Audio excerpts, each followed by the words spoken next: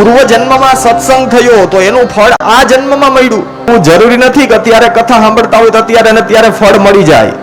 ઘઉં વાવ્યા હોય, હવે કારતક મહિનામાં કે આસો મહિનામાં ઘઉં વાવો તો કઈ તરત ઉગી જાય 10 દીમાં? ખાલી ઘઉં ને માંડવીને ઉગતા 3 મહિના લાગી જતા હોય પછી આ તો ભગવાનનું ભજન છે।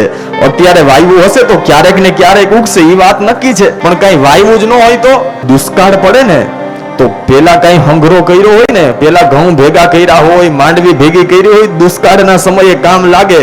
પણ કઈ ભેગું જ ન કર્યું હોય તો પછી, અને આપણે બધા આમ બધી બેંકમાં એફડી મૂકીએ ને બેંકના ખાતામાં 5-10 લાખ રૂપિયા જમા કરીએ ને, વળી ઘણા તો એવા હોય ઓલી ખાનગી પેઢીમાં પાછા જમા કરાવવા જાય, લાખ રૂપિયા જમા કરાવો તો મહિનાના 5000 આવશે।